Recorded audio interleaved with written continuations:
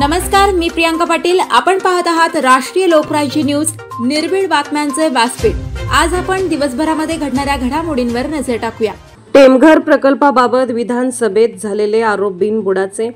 राष्ट्रवादीचे शरद पवार गटाचे माजी प्रदेश अध्यक्ष आमदार जयंत पाटील यांनी टेमघर पुनर्वसनातील भूखंड वाटपाबाबत विधानसभेत केलेले आरोप बिनबुडाचे आहेत। टेमघरचे माजी सरपंच रामचंद्र उभे व वेगरेचे माजी सरपंच भाऊसाहेब मरगळे यांचे स्पष्टीकरण। 25 वर्षापूर्वी शासकीय कागदपत्रांची तपासणी करूनच पुनर्वसन कायद्याच्या नियमानुसार टेमघर प्रकल्पातील धरणग्रस्तांना भूखंडाचे वाटप केले गेले आहे। एकीकडे कोंडापुरी येथे स्थानिकांचा एजंटाचा प्रकल्प बाधितांना त्रास सहन करावा लागतोय। पुणे शहराच्या पिण्याचे पाण्यासाठी टेमघर धरण होऊन 30 वर्ष झाली, तरी अद्यापही अनेक धरणग्रस्तांचे पुनर्वसन होणे बाकी आहे। तर दुसरीकडे नियमाने मिळालेल्या हक्काच्या जागेसाठी प्रशासनाशी झगडावे लागत आहे। याबाबत जिल्हाधिकाऱ्यांनी पाटील यांच्या समवेत प्रकल्प बाधितांना तारीख देऊन त्यांची सुनावणी घ्यावी अशी मागणी टेमघरचे माजी सरपंच रामचंद्र उभे यांनी केली। टेमघर पुनर्वसनाच्या भूखंड घोटाळ्याबाबत पाटील यांनी विधानसभेत प्रश्न उपस्थित केल्यानंतर कोंढापुरी येथे विस्थापित झालेले टेमघर येथील प्रकल्प बाधित एकत्र आले। यावेळी पंढरीनाथ उभे, नंदकुमार उभे, गणपत उभे, ज्ञानोबा उभे, सुनील शेडगे, संतोष उभे, ज्ञानोबा खेडेकर, नारायण भिकोले, समीर उभे, अनंता उभे यांच्यासह ग्रामस्थ उपस्थित होते।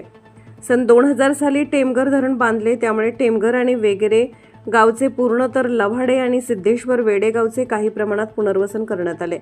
257 प्रकल्प बाधितांना कोंढापुरी येथे भूखंड देण्यात आला। त्यापूर्वी 1994 साली अध्यादेश निघाल्यानंतर या भागात महसूल दप्तरी कोणत्याही नव्या नोंदी केल्या गेल्या नाहीत। मुळशीचे तत्कालीन तहसीलदार रावसाहेब कोल्हे, मुकुंद खटावकर यांनी टेमघरमधील बुडीत क्षेत्रातील शेतकऱ्यांच्या 8 उतारे संकलन रजिस्टरमधील नोंदी पाहून बाधितांची माहिती जिल्हाधिकाऱ्यांना दिली। तत्कालीन जिल्हाधिकारी विजय माथनकर यांनीही शासकीय कागदपत्रांची तपासणी करून भूखंड वाटपाचे नियोजन केले होते। यासाठी तत्कालीन खासदार अशोक मोहोळ, विदुरा नवले यांनीही प्रकल्प बाधितांच्या पुनर्वसनासाठी खूप धडपड मदत केली। पाटील यांनी भूखंड वाटप करताना घोटाळ्याचा आरोप केला आहे। वास्तविक गोविंद रावजी उभे, मारुती गोविंद उभे, चंद्रकांत मारुती उभे आणि कमल मारुती उभे यांचा टेमघरमधील 8 उतारा संकलन रजिस्टरमधील नोंदीवरून प्रत्येकी एक भूखंड दिला गेलेला होता। कोंडापुरी येथे त्यांचे पुनर्वसन झाल्यानंतर गोविंद, मारुती आणि चंद्रकांत यांच्या निधनानंतर वारसा हक्काने हे भूखंड कमल यांच्या नावावर आले असल्याचे उभे यांनी सांगितले। 25 वर्षापूर्वी या भूखंडाचे वाटप झाले आहे। त्यातील निधन झालेल्या व्यक्तीनंतर त्यांच्या वारसाच्या नावावर हे भूखंड झाले आहेत। तसेच अंकुश मारुती कानगुडे यांना एकच भूखंड मंजूर झालेला आहे, त्यामुळे यात कुठलाही घोटाळा झाला नाही। टेमघर प्रकल्पाला पुनर्वसन कायदा लागू आहे। टेमघर गावातील कुणीही प्रकल्प बाधितांनी मिळालेल्या भूखंडाची विक्री केली नाही की एकापेक्षा जास्त भूखंड घेतले नाहीत। त्यावेळच्या महसूल खात्यातील कागदपत्रांच्या नोंदीवरूनच बाधितांना भूखंड मिळालेले आहेत। याबाबत ज्यांनी गैरकृत्य केले असेल त्यांच्यावर कारवाई जरूर करावी, परंतु निष्पापांची कुचंबणा थांबवावी अशी विनंतीही ग्रामस्थांनी केली। एकीकडे कोंडीपुरीतील काही स्थानिक ग्रामस्थांचा आम्हाला अद्यापही त्रास सहन करावा लागत आहे। एजंटांची दमदाटी चालू आहे। आमच्या 7-12 उतार्यावर नवीन शर्त असा शिक्का मारल्याने घराच्या पुनर्बांधणीसाठी कर्ज मिळत नाही। आमच्याच शेतात आम्हाला अडवले जाते। अशा समस्यांचा सामना करताना प्रकल्प बाधित मेटाकुटीला आला आहे। त्यात नियमाप्रमाणे मिळालेल्या हक्काच्या भूखंडासाठी प्रशासनाशी झगडावे लागत आहे, अशी खंतही ग्रामस्थांनी व्यक्त केली।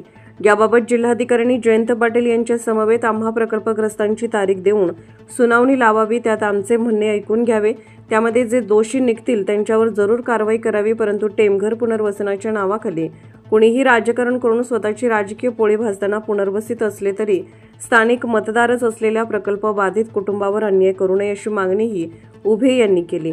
याबाबत सर्व धरणग्रस्त माननीय जिल्हाधिकारी साहेबांची भेट घेणार असून देणार आहेत व धरणग्रस्तांच्या प्रलंबित अडचणी सोडवण्यासाठी विनंती करणार असल्याचे टेमघर प्रकल्पग्रस्त कृती समितीचे अध्यक्ष तानाजी मारणे यांनी राष्ट्रीय लोकराज्य न्यूजशी बोलताना सांगितले।